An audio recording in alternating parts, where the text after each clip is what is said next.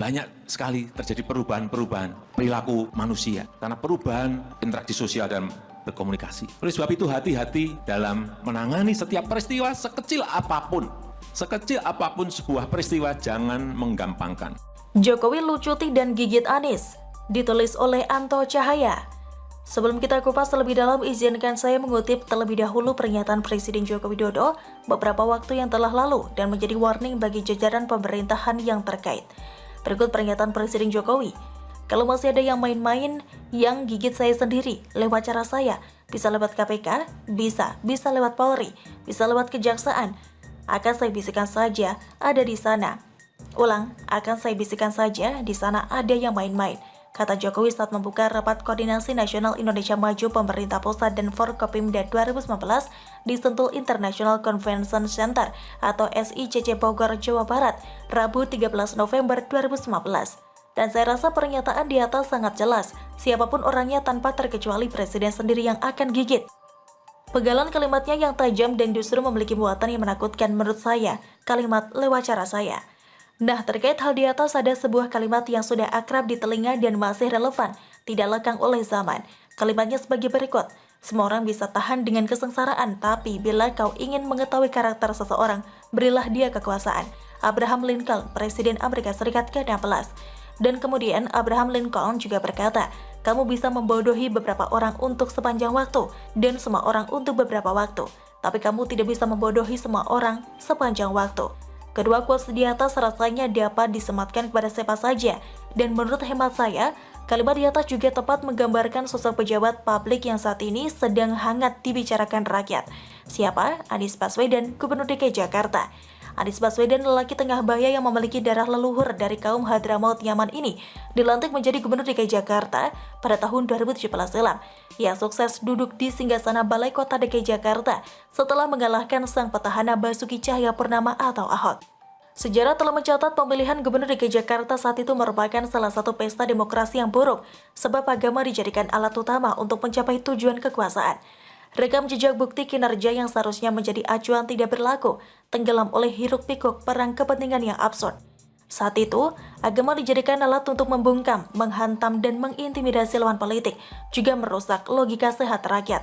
Melalui mimbar-mimbar, para pengangsong berpendar, menggalang, menggarong, mengerongrong, dan meneror dengan kata kalimat yang menakutkan. Pesta demokrasi yang seharusnya menyenangkan, di tangan mereka menjadi tegang di sudut-sudut perkampungan dan permukiman, sampai-sampai nuansanya pun menyebar ke seluruh Nusantara. Anies Baswedan kemudian tampil dengan kepercayaan tinggi. Namanya yang sempat terpuruk akibat dipecat oleh Presiden Jokowi sebagai menteri seperti menemukan panggungnya kembali. Euforia yang berlebihan dan aroma balas dendam dari Anies Baswedan saat menjabat akhirnya melahirkan kebijakan-kebijakan yang kontroversial. Ia tumbuh menjadi raja kecil dengan banyak pengawal. TGOPP di era Anies mencapai jumlah yang fantastis hingga 50 orang, bahkan sebelumnya mencapai 74 orang. Gaji mereka juga tidak kalah fantastisnya. Jika sebelumnya di era Jokowi atau Ahok TGOPP digaji menggunakan biaya operasional gubernur, pada era Anies Baswedan TGOPP digaji menggunakan APBD dengan pos anggaran khusus. Dan seperti yang kita lihat DKI Jakarta pun biasa-biasa saja, meski anggota TGOPP gemuk. Kebijakan Anies yang kerap tuai kontroversi justru disikapi sebaliknya oleh pendukungnya dengan penggambaran yang berlebihan. Dalam perjalanannya, Anies Baswedan kemudian kerap dijuluki sebagai gubernur rasa presiden, ada pula yang menyebutnya gubernur Indonesia. Memang ada perbedaan sudut pandang yang mencolok soal kinerja Anies sampai detik ini antara masyarakat umum dengan mereka yang menjadi pendukung setia Anies Baswedan. Bagi sebagian besar masyarakat melihat Anies hanya pandai menjual kata kalimat, menyukai sorot lampu yang gemerlap. Sikap konyol Anies dari hari ke hari dipandang kian menjadi-jadi, tapi keresahan warga yang kerap memuncak seolah hanya menghantam ruang-ruang kosong di sudut-sudut dunia maya. Tingkat PD Anies Baswedan memang cukup beralasan. Ia dipandang memiliki bargaining power sebagai representasi lawan politik Jokowi. Anies dekat dengan para ormas yang mengandalkan jumlah massa, dilindungi elit oposisi, dekat dengan Yusuf Kala, lalu klan Baswedan ada di KPK. Keresahan rakyat sebetulnya ditangkap dengan sangat baik oleh Jokowi. Ia sudah pasti tahu kemampuan Anies, sebab pernah menjadi pembantunya di kabinet. Pada sisa periode kepemimpinan pertamanya sejak Anies dilantik pada 2017, Jokowi tidak mau melangkah tergesa-gesa. Jokowi lebih fokus menyelesaikan program yang telah dicanangkan dan memandang Pilpres 2019 yang sudah di depan mata. Jokowi pun bersabar, layaknya seorang sniper yang berkamuflase dengan alam sekitar. mengintai sasaran dan segala gerak-geriknya. Untuk sementara, ia membiarkan Anies Baswedan, salto dan Kayang menikmati empuk kursi Balai Kota DKI Jakarta sampai mabuk. Jokowi adalah tipikal seorang pemimpin yang memiliki reputasi kelas tinggi dalam memainkan seni politiknya. Tidak hanya di dalam negeri tapi juga dunia. Maka tidak heran jika pesonanya menjadikannya bintang di forum-forum internasional. Diakui para akademisi luar negeri dan dihormati pemimpin dunia. Anies bagi Jokowi bukanlah lawan politik yang berat, mudah dibuat tidak berdaya. Akan tetapi, tetap harus dengan cara yang smart, tidak gegabah untuk menghentikannya. Anies sengaja dibiarkan menikmati hangatnya air, sampai akhirnya tidak sadar, ia sudah melepuh dan lumpuh. Sejauh ini bagi Jokowi, Prabowo lah yang dipandang lawan politik yang cukup tangguh. Faktanya Prabowo dipilih rakyat sampai 45%, tapi pada akhirnya dibuat bertakuk lutut dan bersedia jadi pembantunya. Dan seperti yang kita lihat, secara perlahan tapi pasti Jokowi mulai memainkan strategi. Memasuki periode keduanya, seraya membangun negeri secara senyap dan lembut, ia mulai melucuti kekuatan Anies. Pertama, ia ajak Prabowo Subianto masuk ke kabinetnya pada tahun 2015. Seperti yang kita tahu, Gerindra salah satu partai yang memiliki akar kuat di DKI Jakarta. Dengan mengajak masuk Prabowo, maka secara politis, kekuatan Anies pada tataran elit Gerindra terpecah. Tidak hanya sampai di sana, masuknya Prabowo juga membawa multi efek yang lainnya. Kedua, ormas-ormas yang berada di sekitar Anies dibersihkan. Mereka ini serupa gulma yang tidak berguna, bikin kotor dan menutupi jalan serta sasaran bidik saja. Puncaknya FPI dibubarkan dan dinyatakan organisasi terlarang sejak Desember 2020.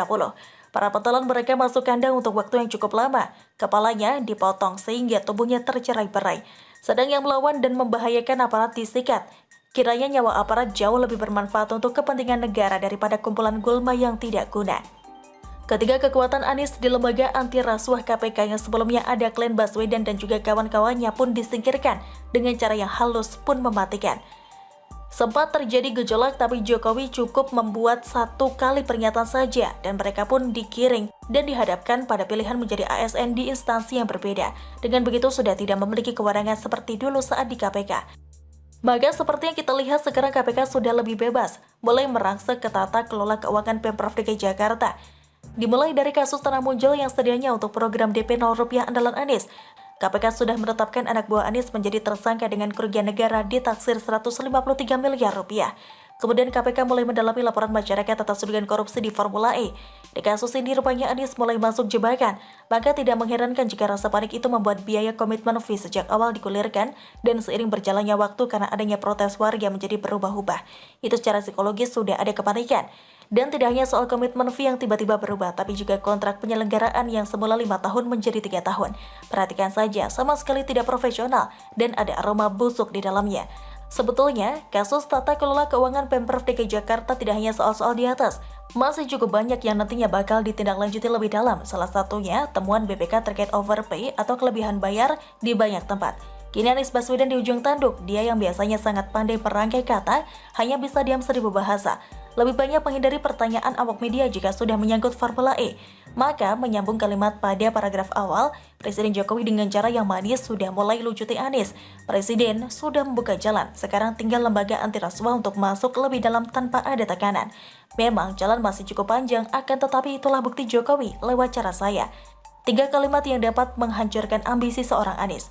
Dan pada akhirnya Jokowi akan membiarkan JK melihat anak didiknya itu tak berdaya, yang terlihat terus berusaha keluar melawan fakta di atas serta hukum yang berlaku di Republik kita tercinta. Demikian salam.